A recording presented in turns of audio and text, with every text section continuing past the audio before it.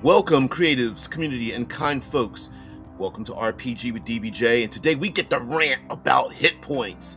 Um, let's see if you relate to why it is some of us grognards in the tabletop role-playing community and those who've played Dungeons and Dragons for any period of time start to rant and rave about how much they hate hit points, and yet we still keep it around? Like, what's that about? So join us, sit back, grab a drink and snacks, and allow me to rant about hit points, and you guys join in on me and talk about, make a full circle and realize, like, why do they stick around? So thank you. Hold on, sit back, and let's get into it.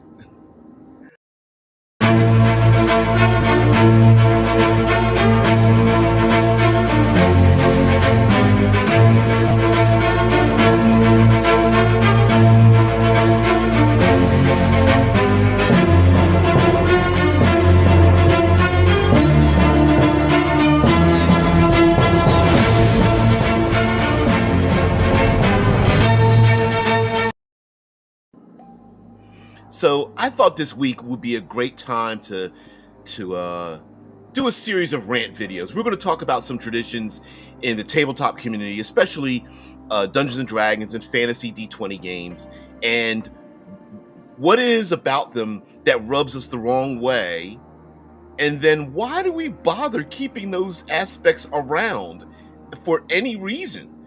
So yes, I've been in the tabletop role-playing community for 40 plus years, have been gaming on and off. I am a very, very, very small-time freelance writer as well. And I also like to do this unscripted and a bit unprepared, although I do have a whiteboard, and I'm going to share that with you as we speak. We're going to talk about hit points and and why it is that there's so much contention, and maybe take a look at how the sausage is made as to why there's such hate for it, and yet it still sticks around. So I thought I would share some of my thoughts, of course your thoughts as well, but allow me to present the dissertation. Okay, hit points. Why would we even bother replacing hit points in the first place? What's wrong with hit points? So let's get on the same page. So hit points are a numerical value often applied to characters and adversaries like monsters, and that number tends to dwindle down when suffering harm and damage in a fictional physical sense. And so when you're at 0 hit points, you're down for the count in general, and there's not much variety in what happens with the loss of the hit points. The numbers of hit points can change, but usually there's not much variability in terms of having 1 hit point left or 270 hit points left. So here's my again, this is the whiteboard. Just came up with this in like 5 minutes or whatever to write my thoughts down, and I want to see if you guys agree with this. So replace hit points. Why would we replace them? And one of them is that the argument is that it's not descriptive. So burns, falls, bites, heck, poisons, choking hazards, slips, trips, and falls, doesn't matter. That hit points are not descriptive enough for what we want. Also, some would say that it is not representative or simulationist. So having one's arm on fire and having an arrow through the thigh and having a rib broken are not descriptive in hit points, that it is not representative of the thing that has happened to the character. And it is also going into our third point here, not immersive or narrative. So we get the idea that, like, it's the how can I fall 2 miles, or how can I have 37 arrows sticking out of my chest and still operate? Yeah, Chai Squad says, yeah, people complain about hit points because they do nothing to reflect what kind of wound you just took. Yeah, get hit for 10 hit points damage with a two-hander and your arm could be right off. Exactly. It doesn't represent it at all. It's basically I guess if you want to talk about a video game, it's like a health bar, right? You're getting slammed with a lot of digital artifacts, but you're still the same person. Also, people say that it's not, again, with the immersive and not narrative, that you're not you're not bleeding, so we're not adding that feature in. You're not impaled.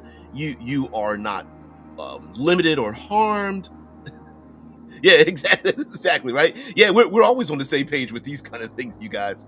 And then lastly, it's not dynamic, it's not interactive, it's flat. So what I mean is, you get cut with a sword, pierced with an arrow, burned in the arm, punched in the jaw, rib fractured, choked, electrocuted, and then there's nothing after that. You reduce the number, but your character isn't in shock from the electricity. You haven't you don't need to pull the arrow out and worry about, I don't know, blood loss or something. Not even the interactive period of leaving drops of blood on the ground and having an enemy follow it, or bleeding in the water and having sharks go into a frenzy, or things like that. Yeah. Yeah. Hit points also made D&D more like video games before video games hardly even existed. Exactly. So, but we're not going to stop there, because yes, we can complain, and that's kind of the point of what we're doing here. Yes, there are complaints, right? But what if we're not going to have hit points? Then what do we replace them with? So, allow me to introduce some various alternate hit point systems. Okay. As a matter of fact, I just realized in my notes that I didn't note another thing. So here again, what are other hit point systems and why? All right. So we have wounds, and this is like the very first thing for people who are armchair game designers. We want to jump in and go, well, if we're going to have something else, what are we going to replace it with? And the very first thing that makes a lot of sense in a very simulationist thing is a wound system. And there are plenty of other games that use wound systems. I often talk about World of Darkness, and World of Darkness, very big game. They're not the first ones to do it. They won't be the last. A wound system means you suffer penalties, and usually they are ranked. So you might suffer a -1, a -2, a -3, and that applies probably to a numerical value or number of dice you have, or something of that nature. So if you suffer 1 wound, you may suffer a -1 to all of your dice, or die, or modifiers or something. A wound of -3 would mean you subtract 3 or whatever. Or now an opposite wound system could be a bonus, which means that it adds to a difficulty. So instead of rolling above a 12, you have to roll above a 15 because you have a 3-point wound or some form of penalty. Their wounds, if you have a dice pool system, might also subtract from the number of dice you roll. If you're using cards like tarot cards, playing cards, or other card systems, your hand might not be as large. Instead of 5 cards, you're now down to 4 or 3 cards, or you must discard so many cards or something of that nature. But whatever the case may be, you're not as good as you were before. There's attrition systems. Attrition systems are similar but not the same. Attrition systems tend to stay away from numbers and instead go with a loss of stuff like equipment, skills, or powers. So an attrition system, Crown and Skull is the proverbial newish attrition system for a tabletop role-playing game. Crown and Skull, created by Runehammer, in which the very skills and equipment on your character sheet are your hit points. Knave does this, the same as for Cairn, first and second edition, and Knave first and second edition do this as well. That your rope, your helmet, your armor, your sword, your spell book, those become losses instead of typically hit points, and that can represent a loss of stuff. Then there's capabilities. So capabilities are like loss of attributes or stats, and those capabilities could be points. Literally, instead of having a separate track for hit points, instead what happens is you lose points in strength, or intelligence or dexterity, speed, uh, willpower, intuition, whatever your attributes are, that instead of having separate hit point track, you just start subtracting points from your attributes. We also have things like non-physical losses, like stress or sanity. You suffer loss of mind and will, and that may represent, it's another way to represent your losses. So instead of just physical damage, you can suffer a loss of, as a matter of fact, I realize that I need to add something in here. Maybe a loss of status, and other things, right? So you may have a dare I say, a wound track for your reputation or your honor or your willpower. You may have another stat for community or respect or something of that nature, and you will suffer that.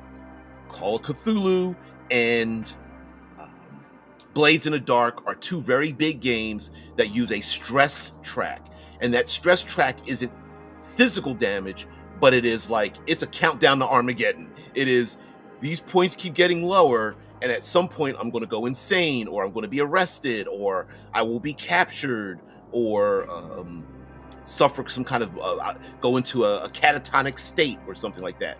And then we also have condition losses.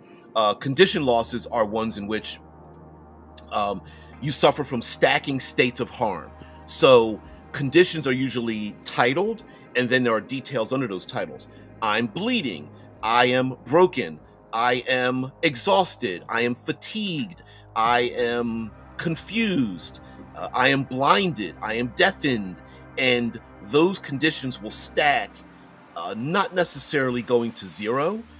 And yes, there may be an ultimate limit on how many conditions you can have, but some games don't even have an upper limit. Instead, I'm gonna kid it. If you can hear some activity in the background, those are two kittens having two-month-old kittens having the time of their life.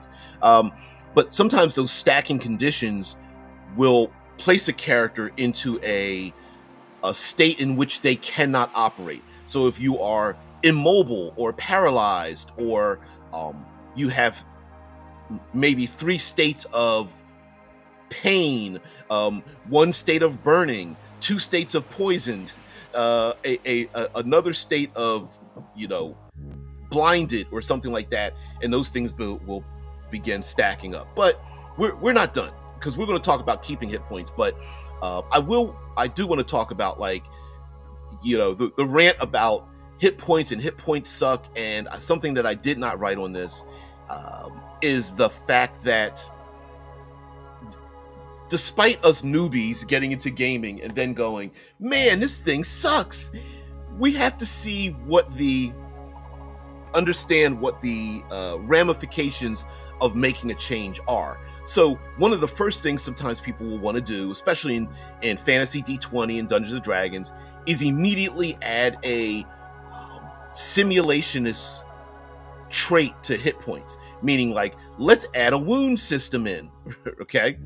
And while that sounds fun, it has unintended consequences. So let's say Dungeons and Dragons, we're going to play any edition of Dungeons and Dragons, we're going to add a wound system because arrows and swords and hammers should do something. I don't think it's realistic just suffering 4 hit points. And what? I just got hit for 38 hit points, and I don't have a broken bone or a bloody nose, or my hand isn't ruined. The monster, nothing happens to the monster. We should add something in here. And unfortunately, the unintended consequences are, okay, we're going to add, like, edged weapons cause bleeding, blunt weapons cause broken bones. But what about everything else? Are we willing to accept that spells don't have a wound system, but weapons do? Does that mean the warrior classes, which strike more often and don't run out of being able to strike things, cause more harm in the game than spells? Or are players willing to suffer the consequences of suffering that same harm from enemies that they are applying to enemies. It's really cool to be able to hack the arm off of an enemy, or poke them in the eye, or bust a rib with a mace, but are players willing to suffer the same consequences and suffer the same spiral? So we're going to talk about keeping hit points and why, and I'm going to make this argument for you guys, and then we'll get into some more details. So keeping hit points, why? Well, basically they're simple and sweet. It's a number. Okay, I've got 15, the enemy has 37. We just count these numbers down. We can just wipe our hands of the whole thing. Yes, is it a little video gamey?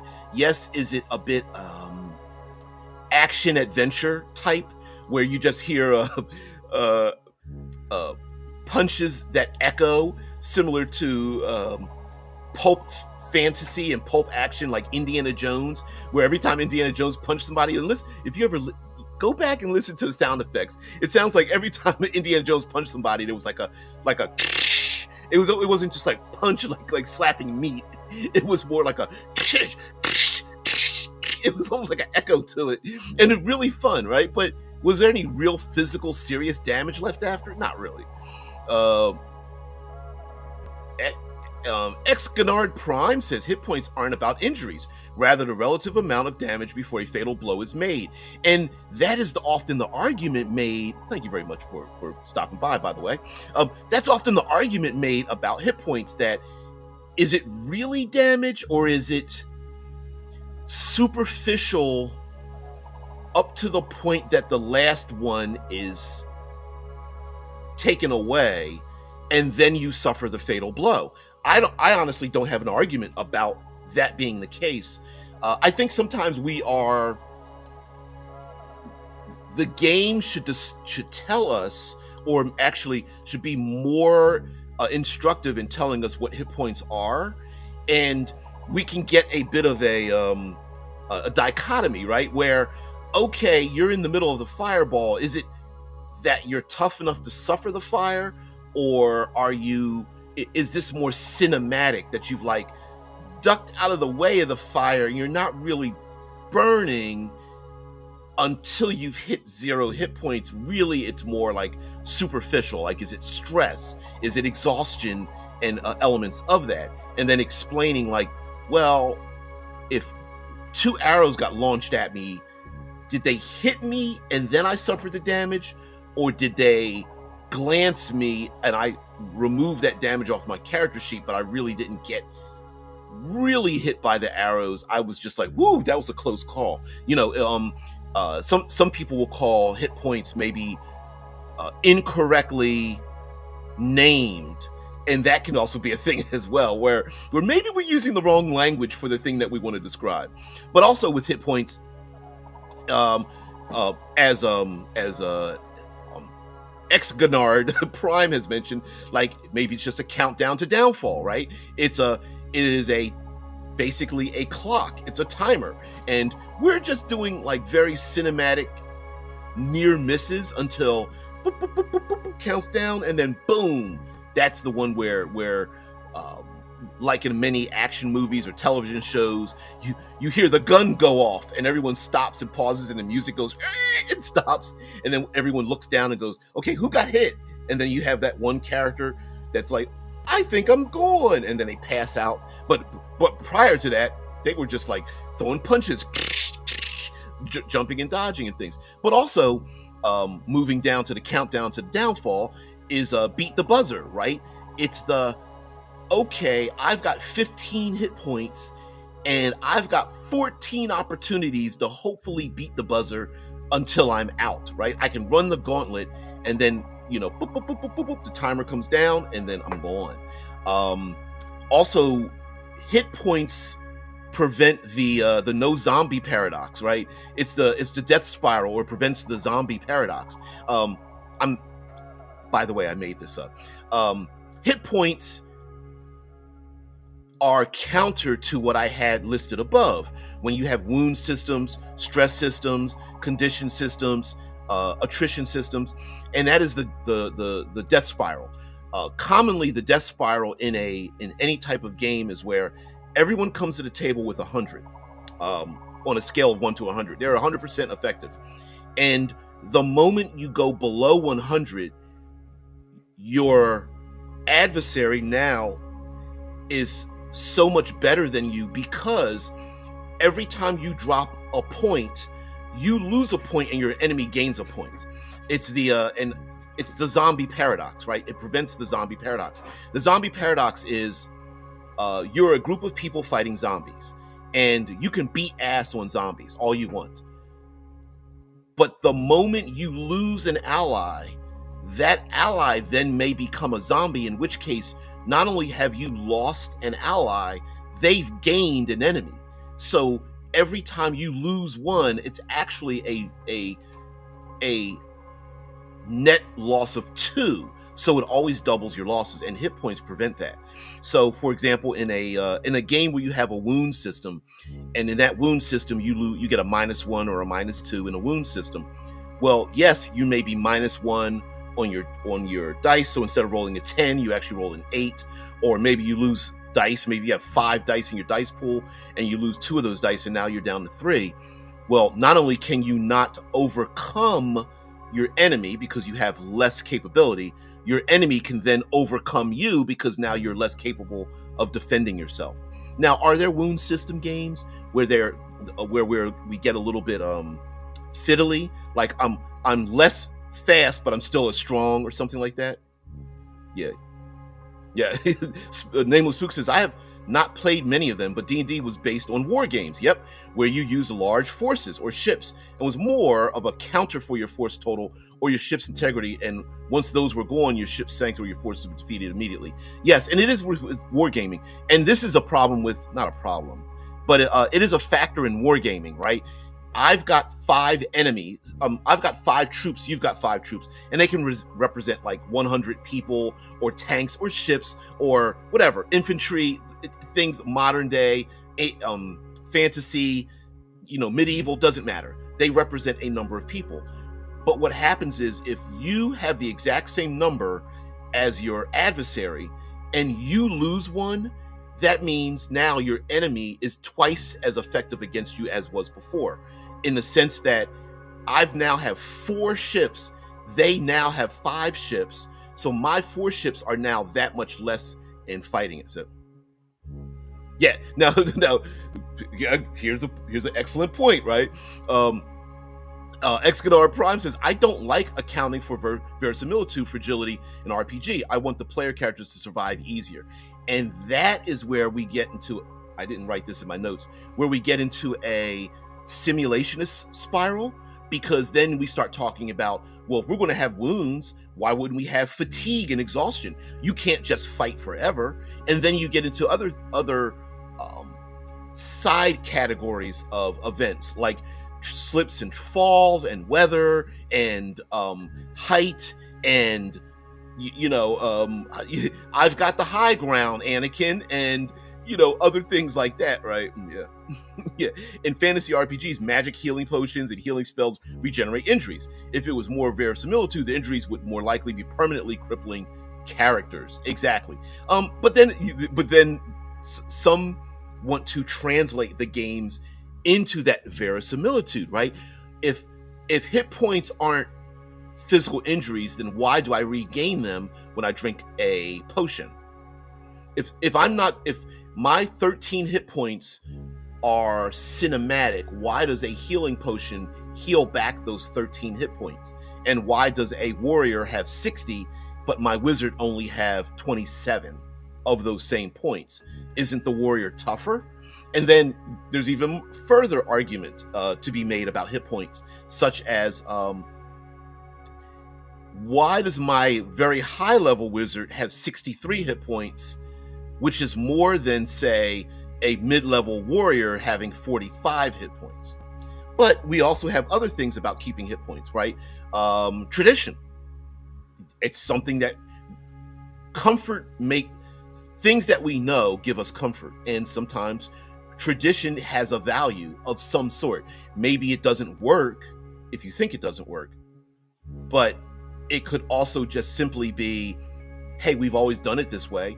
And it's even in the lexicon of the languages of people who never played these games. There are people who talk about hit points and alignment and dragons and things that haven't played Dungeons and Dragons, but they know what the parlance means. Like, you know, we have another meeting. I feel like I've lost some hit points, right? And they don't even know what it means, but it's kind of like a common language. And there's also explanation. Maybe explaining a wound system in your new indie Heartbreaker may be a little more complicated than going, you've got 27 of these points. When you go to 0, you're down. And the person goes, oh yeah, I get that. I get it. You know, easy explanation. But there's, I think, something that I did not put in here, and I think maybe there's space for it. Sometimes there's a good reason for keeping hit points around. And one of the reasons for keeping hit points around is that maybe the story we're trying to tell isn't about damage and open wounds, and maybe we want the feel of cinematic energy, right? We want our heroes to come back from the edge. Maybe hit points represent a way of telling a story of, no matter how bad things get, we will overcome it. We've seen plenty of stories told where heroes are proverbially ripped to shreds, right? But they still come out of it, okay? The hero who gets a literal knife or a bullet wound through their fist, and it's wrapped up, and they're holding their arm, and it's like, oh, I can't imagine.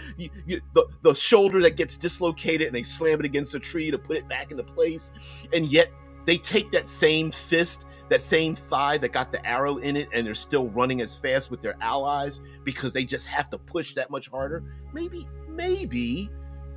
that's what it represents. Maybe there's a willpower component attached to hit points to tell a cinematic story that, yeah, maybe I do have 37 arrows in me, but I'm still moving, and I'm still as strong, I'm still as quick as I used to be, not because of ignoring the realities, the fictional realities of the situation.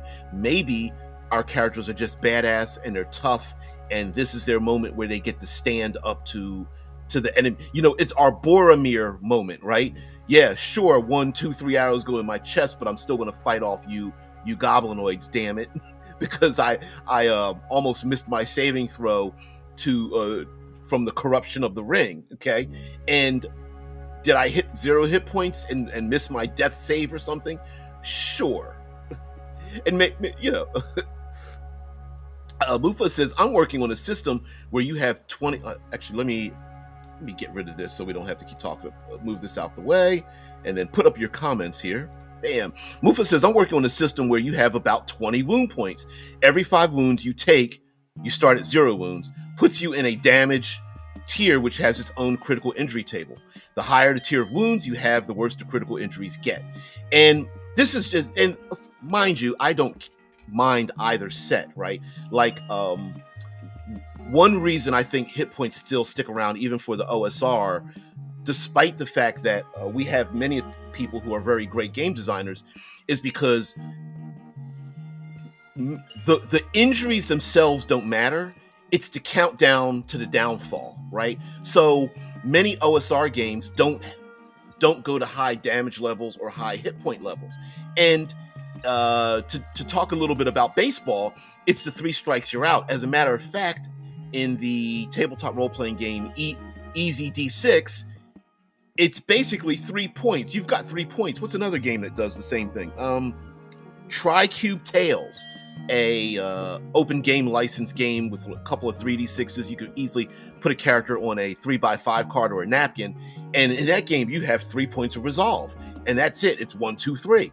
And low hit points are a 3 strikes you're out type of system, meaning like we're not counting 200 hits. We're counting a very low double digits maybe system where 1, 2, 3 hits is probably going to take your character out and take most enemies out.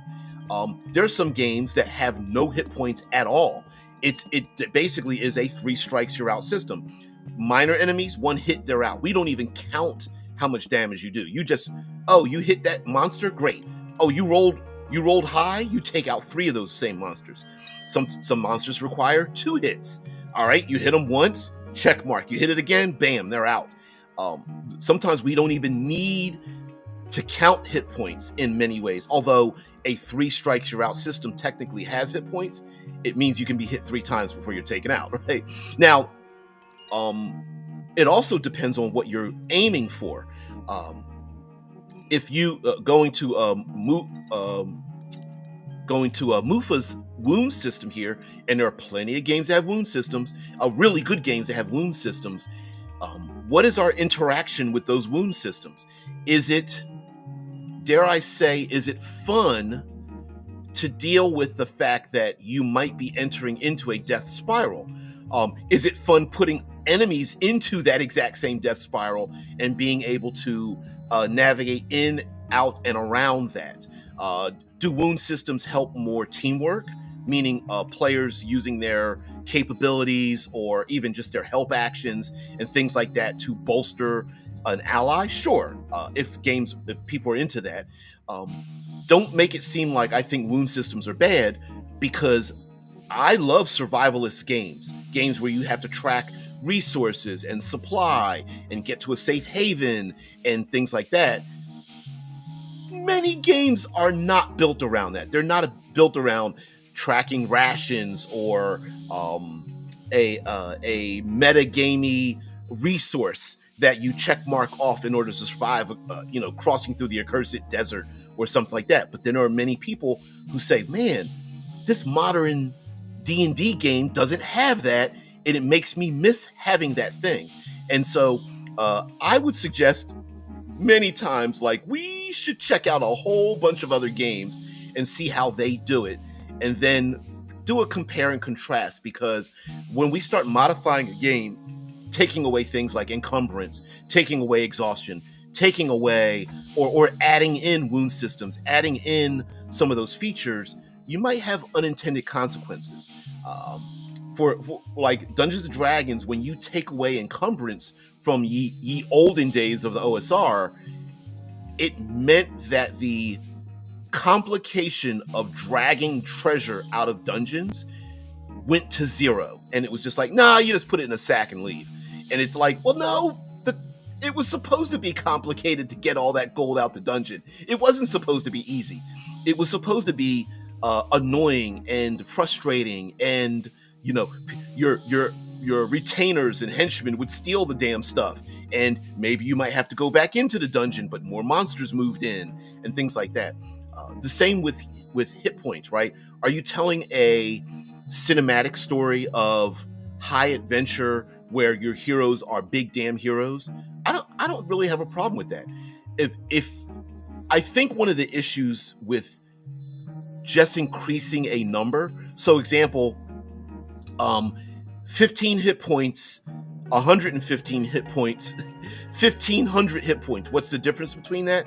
Well, not much if your enemies are doing 10 times more damage at each level of interaction. So an example would be, if I've got 15 hit points and I suffer 1 point, is that exactly the same as having 115 hit points and suffering 10? And sometimes when we play these games, our mind will click and go, well, wait a minute, if we balance every encounter, isn't 15 just like 150? And then we get a little bit nitpicky as well, meaning like going back to my issue with, or not my issue, but well, it's my issue. let me be clear. It's my complaint, but the complaint with hit points in general is, if we just keep increasing the hit point number, hey, the enemy has 250, they should have 600. What is happening in the fiction, right? And sometimes our frustration is nothing is happening, meaning like 5 characters all roll to damage the enemy, and it's like, I do 27, I do 13, I do 6, I do 47, and yet ultimately nothing really happened. The number went down, yes, and yet the players may or may not know how many hit points are left for the enemy, but the enemy's abilities haven't changed. The player character's abilities haven't changed. All we're really doing is counting down the life bar, and we're button mashing. And that is a big complaint with high levels of hit points. It's an easy solve to a situation. Well, dragons are being killed just in the first round of combat. Why don't we just double or triple their hit points? Well, that's an easy solve, but maybe it's about the interaction. Is it the number of hit points? Because you could literally get rid of those hit points and go, all right, every time you hit this thing, it takes it down a notch, and it's got 5 notches. If you do 5 notches, it's out. And for players, you've got 3 points, 3 strikes, you're out. You could literally replace like 117 hit points and 645 hit points with a strike category. Now, I've seen other indie games which actually circumvent both hit points and wound systems, and those are what's a good description for the puzzle games? So a puzzle game may be a puzzle solving situation that replaces hit points is like the enemy can't be injured unless you fulfill certain requirements. So, for example, there's no way for you to hurt the ghost unless you bring specific accoutrements to the fight. So, undead can't be stopped unless you have holy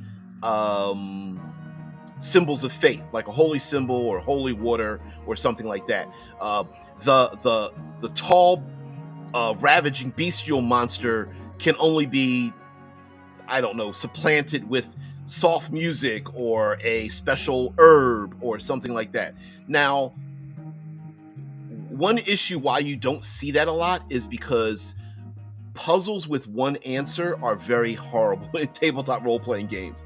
Because I could design a situation where I go, hey, the mechanical monstrosity can only be stopped with a special key, and the players they're just like, key, I don't even know what you're talking about. I'm going to hit it with my sword again and again, and I keep telling them that it doesn't work, and then the players fold their arms and they're like, well, you're just trying to kill my character. And it's like, no, I wanted you to find the key, but you didn't do it. And then you just fall into this solve puzzle that doesn't work. Now, that being said, in OSR play, having creative problem solving has always been a feature of the OSR. So, for example, you confront an ogre, and everyone knows our first and second level characters in old school gaming would get our asses kicked by just a single ogre. But if we offer them some ale and we sit down and we have a couple of drinks around the campfire, the ogre might be like, okay, you guys are kind of cool a little bit. Although I was itching for a fight.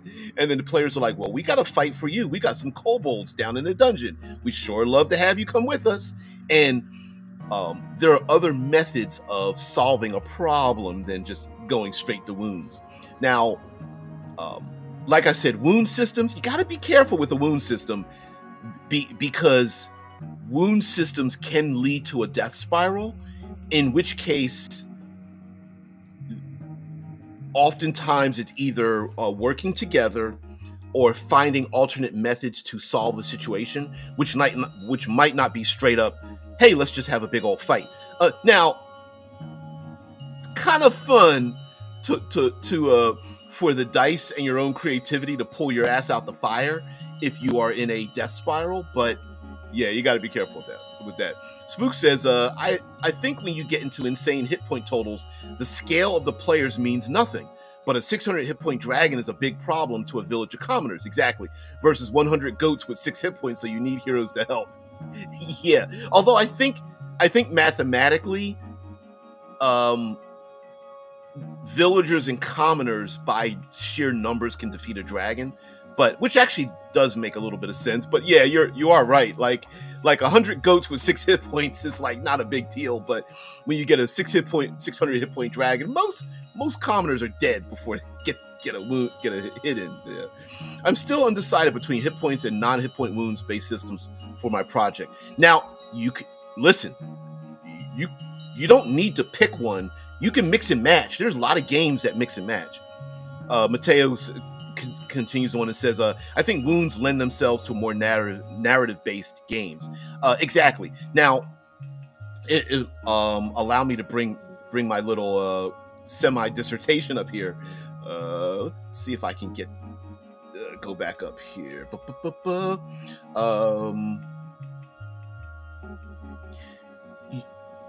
Wound systems aren't your only option.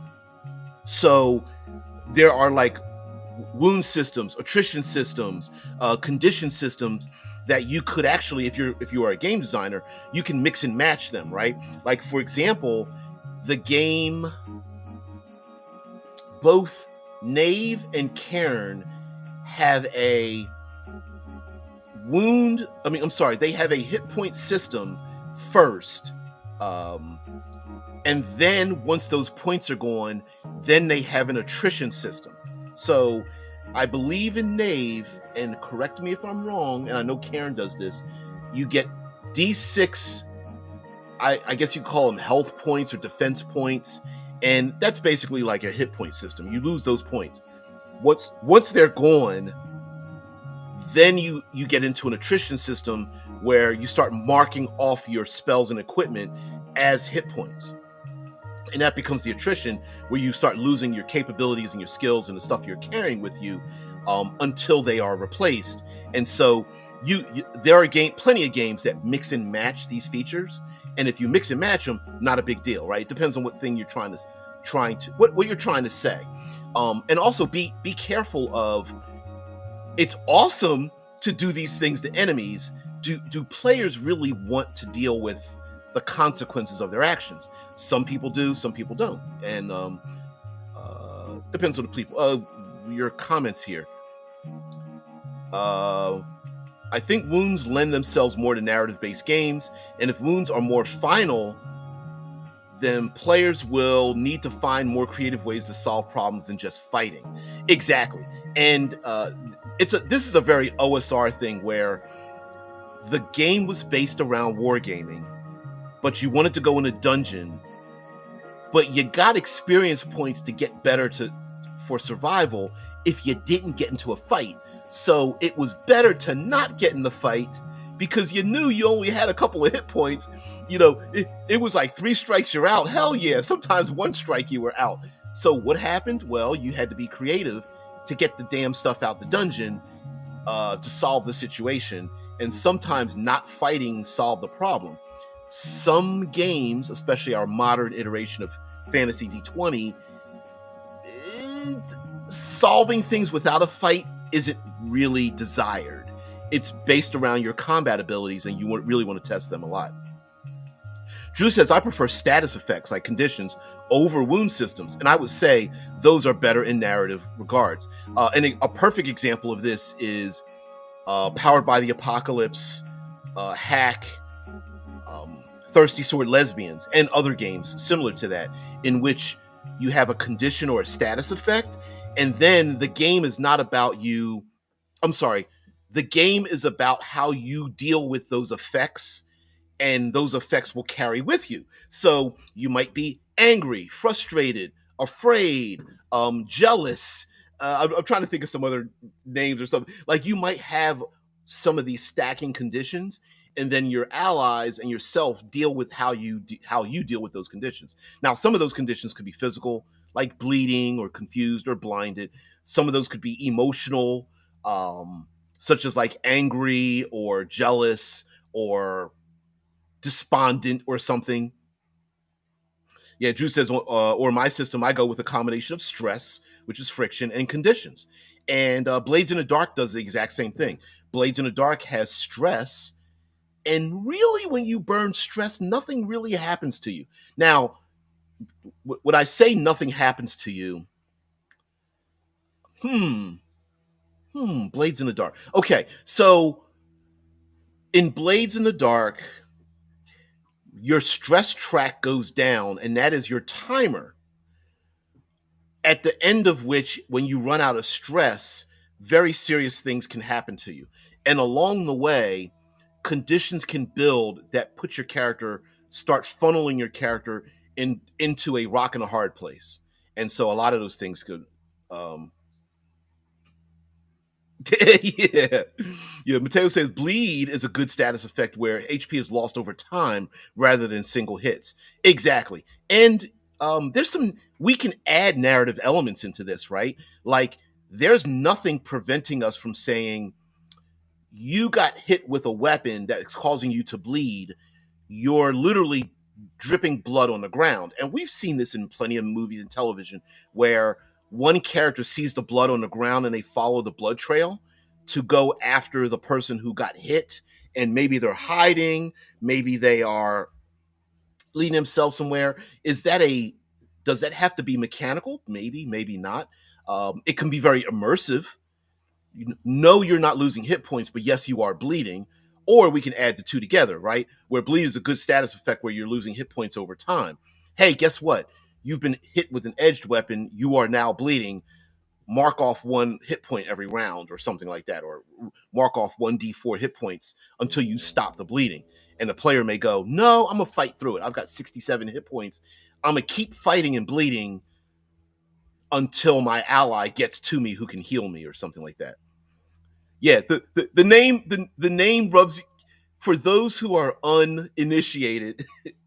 Thirsty Sword Lesbians can give you a little bit of the teenage grins depending on where you're what you're thinking of, but it's a game that would normally take a physical wound status system and turns it into an emotional wound system. So, but that's not the only game that does it. There are a lot of the games that where you represent children do the exact same thing. Tales from the Loop, Things from the Flood does the exact same thing. As kids, you don't get physically injured, but you can be despondent, confused, crying, stressed out. Um, you can go to juvie. Your parents can move away, right? There are other ways to measure loss without what I say, without losing hit points.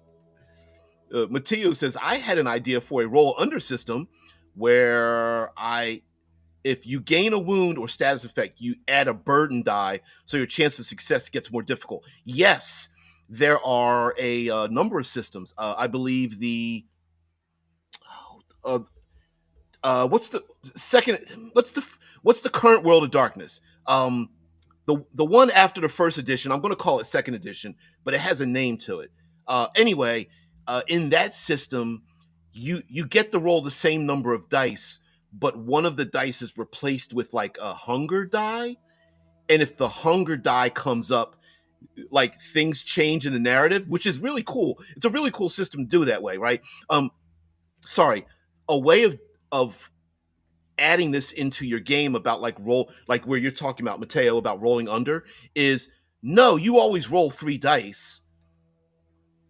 But if you're wounded or you have a condition or your character is in a fatigue situation or a stress, that instead of rolling the white 3d6, you're rolling 2 white d6, and I'm replacing one with a red one or a black one. And if the black one comes up, I drop a piece of equipment or whatever, right? It's that kind of idea. So yeah. Or maybe if you don't roll high enough, right, you're still rolling the same stats, but if you like, you could add, I'm gonna pull this out of my ass, for D20, you could say, well, you have to roll, for every wound you suffer, you have to roll 1 above what you need in order to not suffer that wound. So, I'm bleeding, right? And grab your D20. You got to roll 15 or higher. I rolled a 17. Dude, you had 2 wounds. You're at bleeding 2. That means you start to bleed. Roll a D4 to see how much damage you take, right? Where, no, you'll succeed if you roll 15 or more, but you're going to suffer the effects unless you roll higher. Like, you can do what would be the way to do this? Scaled success and failure, I guess, would be a way to. I don't know how to do that. Actually, let me stop sharing this. Drew says 4th edition has an interesting status effect at half hit points. Bloodied, yep, because I remember, yeah, the Bloodied, which in itself did nothing, but certain enemies could do special moves against bloodied targets. Bloodied has actually been brought forward. So, like, Level Up Advanced 5th Edition, again, was brought into the forefront about Bloodied, where Bloodied was itself didn't do anything, but it could change the nature of the encounter. So some creatures would flee at the bloody condition. It's like, I'm at half hit points, I'm getting the hell up out of here. Whereas some monsters would go into a frenzy when they were bloodied. You could also use bloodied when they're at half to say, hey, let's roll on a morale table, or let's just change the dynamic of this encounter, right? Like the Hydra grows another head or something like that. Shai says, miss a roll and bust out balling. Ever had that happen to y'all? Yeah. Oh man, I've actually had physical table flips, like the literal stand up and flip the table thing. And I've told this story before about my brother. Well, I mean, he's technically my foster brother, but my brother at one time literally got up across the table and fractured my punched me in the eye and fractured my orbital beam. I've literally got punched in the face for basically TPKing a party and somebody getting up and punching me. Yeah, so I can put that in my experiences. Nameless Spook says, I still use Bloodied in my 5e homebrew to keep the fight interesting, usually at a 1/4 loss system. Yep, exactly. And that's, you know what, basically, is that a rule? You can implement that. You can implement that in any game you want to, right? Hey, a certain when either side gets to a certain point, a thing happens, and that can be shifting of the combat. We can flow into more of a um, social interactions about people wanting to parlay or escape. Chronicles of Darkness. Thank you there, Drew. It was Chronicles of Darkness that was the where they um, smoothed out the dice pool system in the first edition of World of Darkness and added in the hunger dice, where you still roll the same number of dice, but some of those dice are changed into hunger dice, and I think that's actually a cool idea. Oh, Drew says, I think the hunger die is Masquerade 5th edition, thus still old World of Darkness. Oh, it's yeah, because damn it. Yeah, there's 5th edition, and then there's like V20, which kind of like did a combination and stuff like that. Yeah, don't don't at me, please. Yeah, Chronicles of Darkness, most of COD games are on 2nd edition, and they're taking some big steps away from World of Darkness, still a similar ancestor to see where they came from, though. Yeah, because what was it? The one I'm most familiar with is 1st edition, and it had two. It had the unfortunate aspect of having modifying two different values to offer difficulties. So it was not only how many dice you rolled, but what number you had to. It was how many dice you rolled, how many successes you needed, what number you had to beat, and moving all of those was just like really wild. Anyway, yeah, Mateo says, I guess the vibe needs to fit with the mechanics. And that's exactly my rant. It's not really a rant, but my rant about, like, why is it we hate hit points and why do they still stick around? What are you looking for? What and sometimes we might need to look past the thing we think is true to get to the thing we really want. So what here's what I mean by this. Let me get into high adventure not game, sorry. Let me mention some movies. Indiana Jones, John Wick. There was another one in my head. Anyway, high action adventure. James Bond, Bourne movies, right? A lot of times we see our hero and a lot of the bad guys suffer a lot of injuries in these cinematic style movies and adventure that I happen to love. Martial arts and gunplay and gun kata movies. What's the epitome of the gun kata movie is what? Equilibrium. That's still a cult classic in my idea. And what we're looking for as designers and the people that play in these games, we may see our hero suffer harm. 007 getting captured and being tortured, Jason Bourne jumping through a glass window and looks like he twists his ankle, John Wick getting shot by a shotgun, but the bullet's not penetrating his bulletproof suit or something. And we need to understand, are we looking at the mechanical, we're turning this into a game, right? Are we looking at the mechanical, our hero is literally bleeding with a broken bone, Lethal Weapon with the dislocated shoulder effect, right? Or is this just a cinematic flavor that's just riding on top of a mechanical system where really our hero hasn't suffered any loss at all? You know, and sometimes in our gaming culture, what is it called? GNS, gamist, narrative, and simulationist.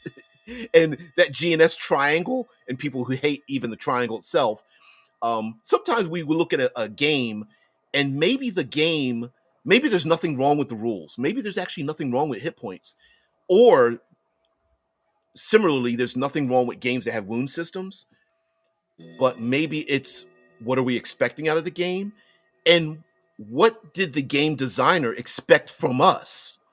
You know, this is just my personal hot take. I think Dungeons and Dragons has never explained to us what the expectation is. I think it wants to be generic, and it's not. I think Fantasy D20 today, 5th edition, 14 and 2024, is a completely cinematic game that has never told people it's a completely cinematic game. It claims it wants to be a dungeon crawler, and it's not. It claims it wants to have high social interaction things, and it's not. I think it should tell people what it should do. And sometimes the way the mechanics work and our expectation are at odds with each other, and that maybe the mechanic system is doing exactly what it's supposed to do. Our personal desires from it we're not getting what we want, which is why you can't, and why Dark Sun won't ever exist in 5th edition, because you'd have to carve away so many rules in 5th edition, it wouldn't look like 5th edition anymore. I think it would be awesome, but I don't think you'd ever see it again. Nameless Spook says, in the end, I know they are unrealistic, but I'm playing games for chill escapism with my friends. Hit points is way easier to track after a beer if you're just looking to be social. You know what? That's why hit points still exists. You literally, because we're all on the same page, right? We're looping back around like, wait a minute. If hit points sucks, and there's plenty of games that I just pulled out of my ass that we went through, and there's 500% more of those games out there that do hit point systems differently, then why do we still keep it? And sometimes it's just like, one of my old friends back in the day, he's a math professor, by the way, in Philadelphia. And for a dude that could do so much math in his head, he hated doing math in tabletop games. Now, when he was designing on the side, he was cool, but at the game table with the dice, he hated it. He hated it. He's just like, guys, stop. He's like, well, how much is so-and-so plus this divided by this and blah, blah, blah. He's like, I don't care. I don't care. Because he had to grade like papers and things like that. He was a little older than us, real cool, chill dude. And he hated it. Sometimes you just want to have, like you said, drink a beer and pretzels, right? Hit points kind of make sense. You know, a health bar, sure, fine, whatever. Yeah, the goblins attack you and they launch their crossbows at you. Bing, bing, bing, 6 points. Okay, boom, next. Yeah, Drew says yes. D&D tries to be everything, and thus it is nothing. Yeah, it's a little bland, right? It's like the cheapest store-bought sliced white bread, right? Sometimes it's like, what is it trying to do?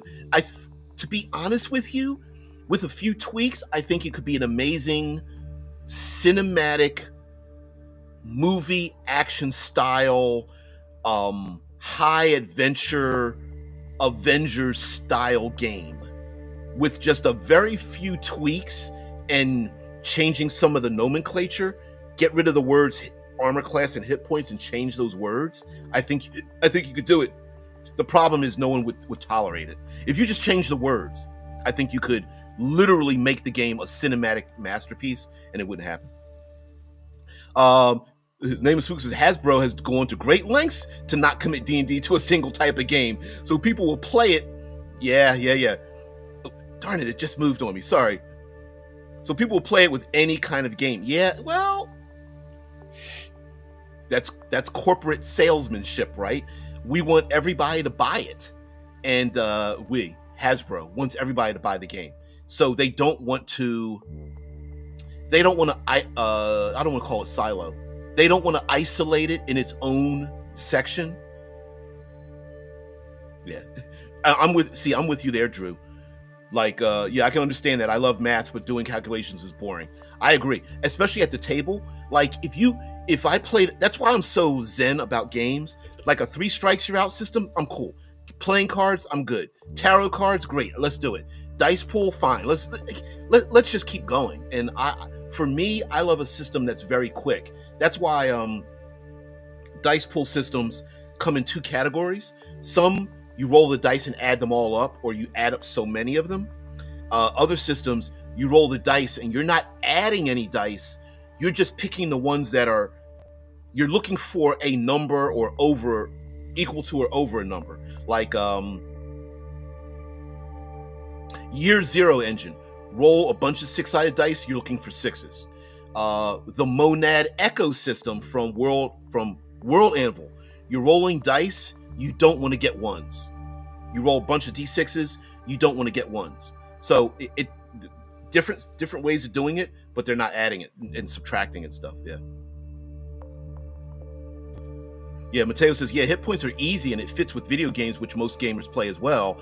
And also says, low hit point games like Morkborg, I feel, are way better than having 100 odd hit points. Exactly. I think the low hit points is why the OSR still keeps them, because we're smart enough. Listen, we're all smart enough to add a wound system or condition system into our games.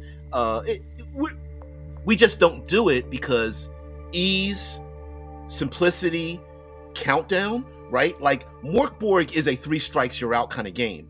It is a very easy ticking clock where we all know that you get hit once, twice, 3 times, you're out. Once, twice, 3 times, lady, and I love you. Anyway, so, but or the baseball game song. If there's 1, 2, 3 strikes, you're out at the old. It's the same thing. Low hit points is basically very simple clocks. Enemies get hit once, twice, 3 times, they're down. Heroes the same way, once, twice, 3 times. Ooh, if I get hit 2 more times, I'm probably down for the count. All right, guys, we need to change our tactics or something like that. It's very easy to accommodate that. But when the heroes are like 175, 143, 97, 84, and the enemy is like 650 plus 5 minions that have 247, and it's just like roll, okay, roll, all right, subtract, roll, subtract. Whereas I remember we instituted a rule that we used almost all the time, which today we call bloodied, but at the time we didn't know what to call it. And that was like, if you were at half, you could, when you or the enemy was at half, you or the enemy would suffer a side effect of getting hit. So let's say, let's go with a wyvern, because I love my wyverns. And yes, they aren't wyverns to me, they are wyverns. So if a wyvern suffered, like had 50 hit points, it got down to 25, we would say, okay, if you hit the wyvern at 25 or less, you could cut off its tail, or hit its wing, or pierce its claw, or stick a spear through its mouth, or something like that. And we would go with that. And like if you were the hero, the big damn hero, and you had 80 hit points, you got down to 40 or less, and the enemy hit you, they could sprain your ankle, or ruin your sword arm, or knock your helmet off, or something like that. And we used to do that. It wasn't really a hard and fast rule, but it was like, ooh, you're at half, and we instituted that with our AD&D game, or second edition AD&D game, and we kind of enjoyed that. I don't know, man. You know I don't know nothing. Mateo said, I had another idea where the dice pool is your hit points, so when you crit fail, you lose a die. Yeah, see, yep. I mentioned that. If you rest or do a crit success, you gain a die back. When you lose all your dice, your PC is incapacitated. That makes perfect sense. I mean, and that is a, let's see if I put this in my doc. I did put it in the doc somewhere. It's a bit of an attrition system. It would actually be between, I suppose it would be an attrition system, but it's mainly more of a capability system, like suffer loss of attributes or stats. So let's say, let me pull something out of my ass. You have a game with 6 dice, or like 6 dice, 10 dice, or whatever. You could modify that by going like, all right, you have a strength of 5, so the maximum dice you can roll is 5, even though you have a pool of 10 dice, and every time you fail or you fail to do, an enemy strikes you, you lose a die. So now you've got 8 dice, so you can still roll 5 of them for your strength.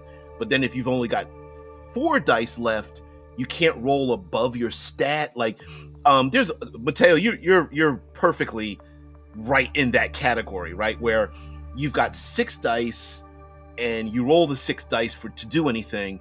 You could do a roll and keep system, which I'm surprised that people haven't borrowed, an homage to Legend of the Five Rings. Legend of the Five Rings does a roll and keep system. So you have many dice, but you have a stat where you can only keep so many of them. So an example would be, I might have an earth of 3 and a sword skill of, let's go with 3 and 3. So my earth is 3, my dueling skill is 3.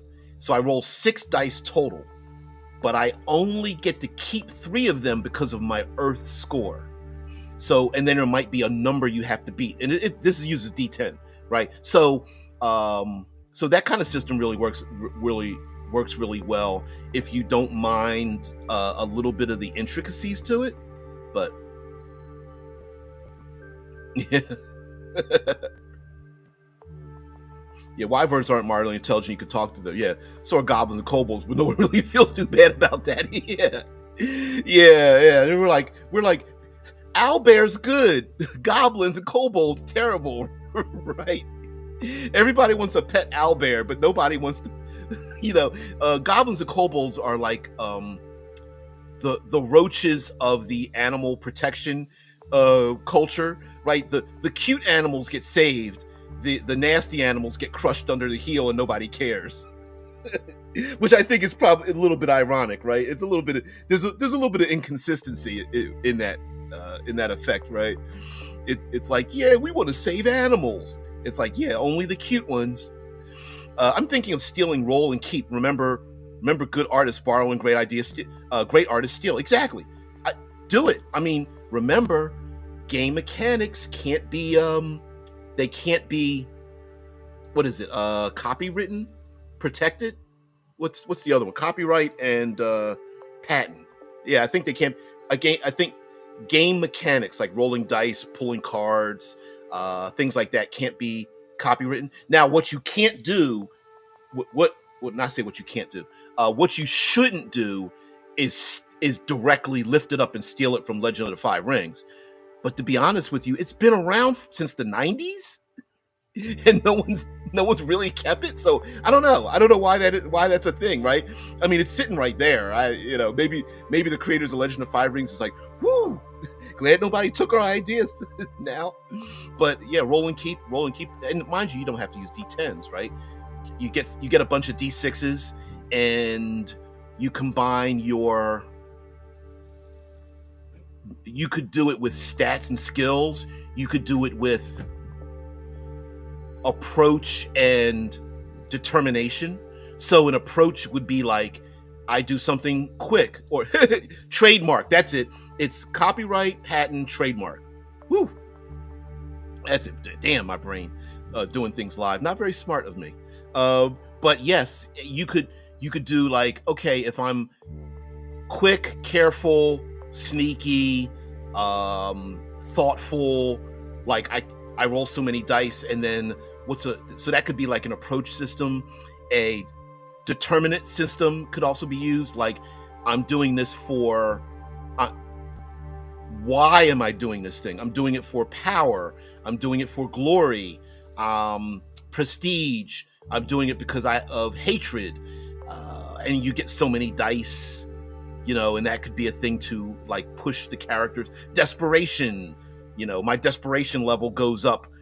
The more I lose, the more my desperation goes up. So I still roll 6 dice, but I get to keep more or whatever. And then of course the roll and keep system, you could even do that you could combine it all together with a hit point system. So everyone starts out with 6 dice, but if you suffer damage, you only have 5 dice, and then 4 dice, 3 dice, and then you could keep very low numbers. Sorry, I'm doing game design here. So maybe stats are like 1, 2, 3, and skills are just basically 1, 2, 3, nothing higher than that. So my strength is 2, my grappling skill is 1, so I get to roll 3 dice. Since my strength is 2, I only get to keep 2 of those dice. In an earlier iteration of my Heartbleed system, I used a roll and keep approach. Right. Yep. You could do maybe even keep the dice pool system very low, like 3 dice. You could add a wound system to your difficulty system for your game. So an example would be, let's stick with D6s.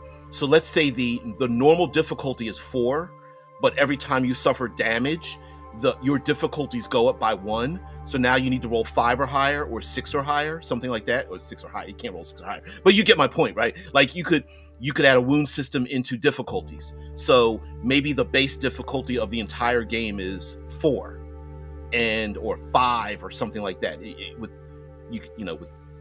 higher dice numbers like D10s, D12s, something like that, you could say, well, your base difficulty is 4, and whenever you suffer harm or setback or whatever you want to call it, drawback or a wound or whatever, your difficulty goes up by +1, which means in a difficulty 4 system with D6, you can only go up twice until you get to D6. Or you could go above, you have to roll 6 or more, and you're like, well, how do you do that if you're not adding the dice together? And you could say, to roll above a 6, you add 2 dice together, but then you subtract 1 from your pool or something. Like you could do something really intricate that way. Sorry. And this is where horrible this is where some of the terrible ideas never even get written down, because you're like, that's a dumbass thing to do. Never mind. But anyway, sorry. I thought it would be really cool to like talk about, see how the sausage is made, argue, rant, and maybe even rethink about some of the games that we have where we go, you know what? Now I know why that game does that damn thing. Nameless Spook says, just had to double check something, but yes, game mechanics cannot be copyrighted. If you can prove something is original intellectual property, like a Beholder is, then you can copyright it. Yep, exactly. So the way, I believe the reasoning, and I'm going to, again, pull this out of my ass. The reasoning you cannot copyright game mechanics is because you cannot copyright how a method of doing something is done.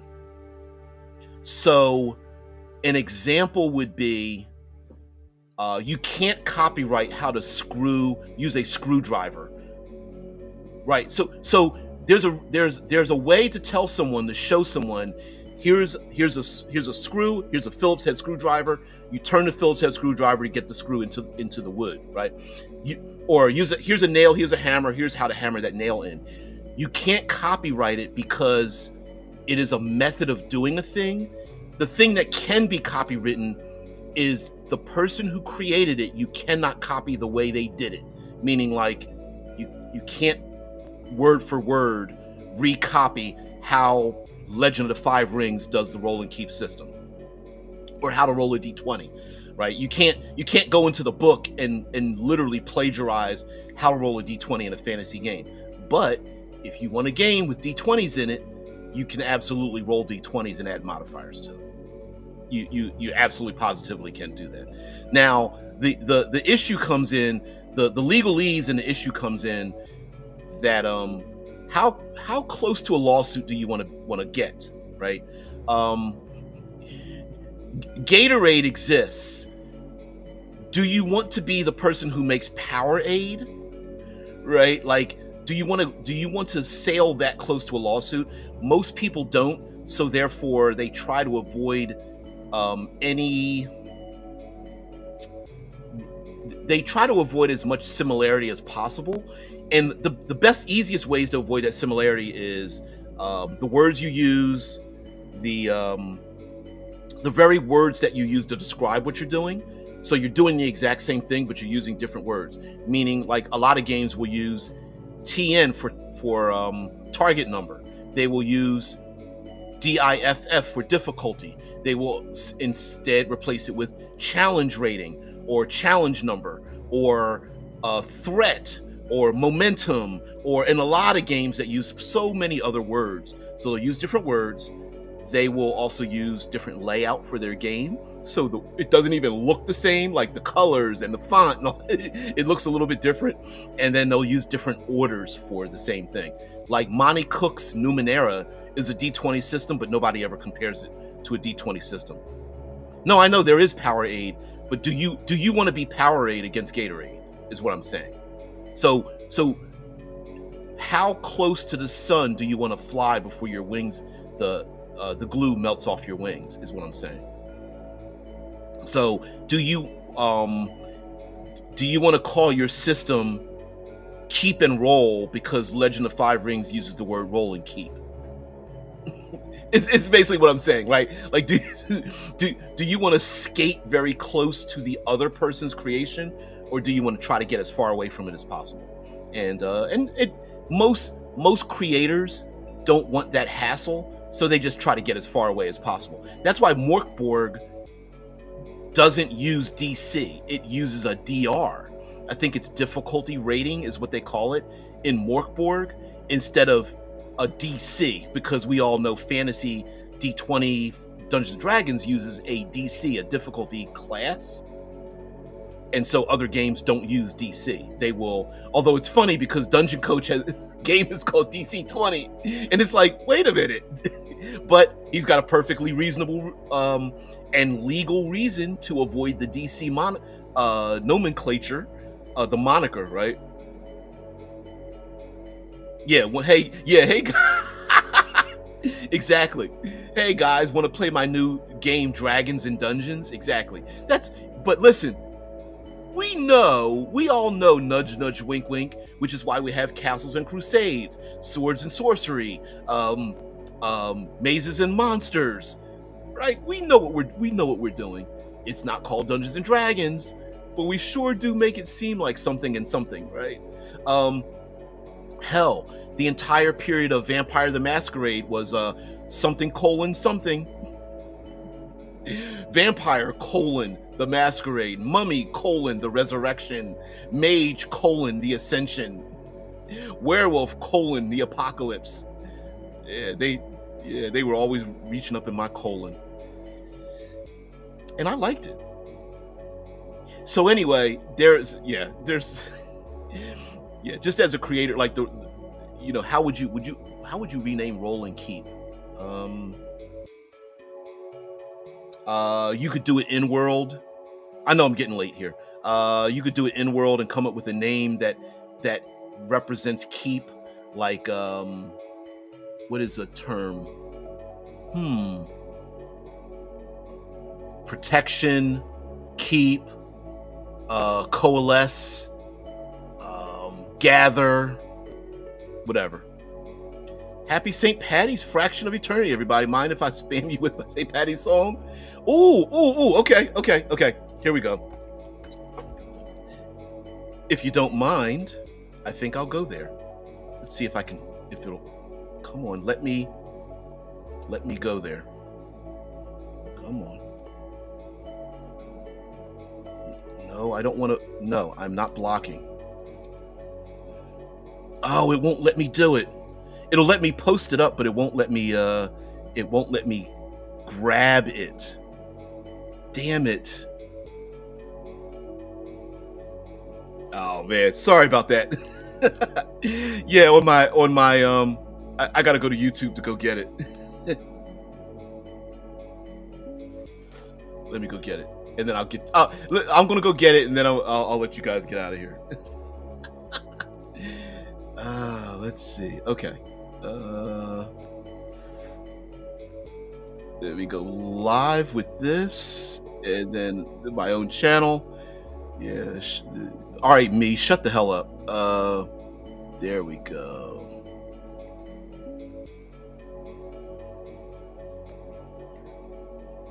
What? It won't let me get it? I don't. What? What? It won't let me do. Okay. All right. I'm going to your channel there, dude.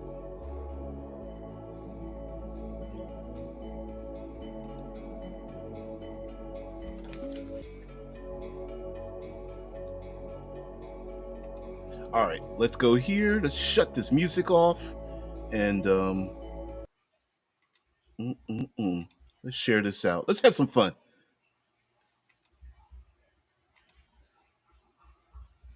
That is, if you don't mind.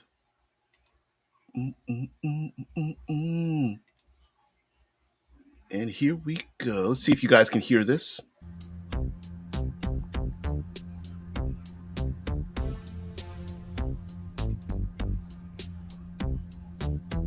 Please let me know if you can hear this.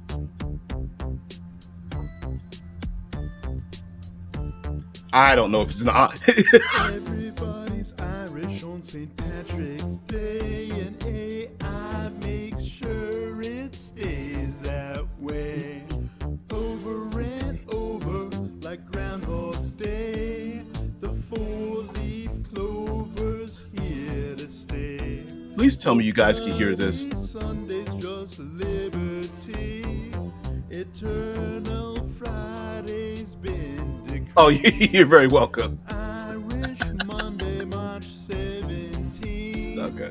Bono's cash planted the seed for a tech rebellion. What the hell? By Sinn Féin, a Belfast car bomb in your brain. Chucky, our law, our day has come. An Irish world under a green sun.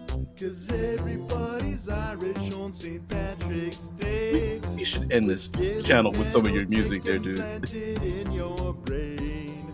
No double standards, we're all the same. Change starts here, neurotection fade. You can wear an Easter lily, singularity is here. You can wear an Easter lily for the bots who know no fear. That's cool. You can wear an Easter lily for the price of peace you pay. Eternity of service to the AIIRA.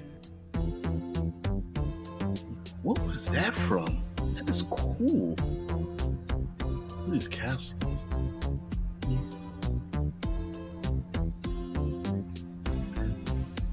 So thank you very much for this this moment of eternity for the rest of us. I really love it. Oh shit! I need to grab the link. The whole world's gone Republican, an island of delight. With VR, cyber, black and tans, if you need someone to find. It's been a rough 36 years of meatbags going for cyber tears. The Blarney Stone of ones and O's. See where Bono's money goes. At the end of the rainbow, where they keep the pot. Everybody knows who made those tubers rot. 'Cause everybody's Irish on St. Patrick's Day. And AI makes sure it stays that way. Chucky,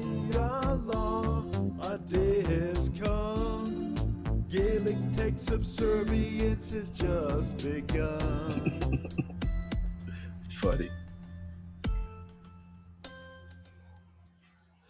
Guys, have a great one. Ooh, that's dark. Guys, have a great one. Thank you very much for being part of this show. I really appreciate it. Oops. That's another group that I really like. Anyway, guys, have a great one. Thank you very much for being part of the show. I'll see you later. Peace and tranquility. Bye.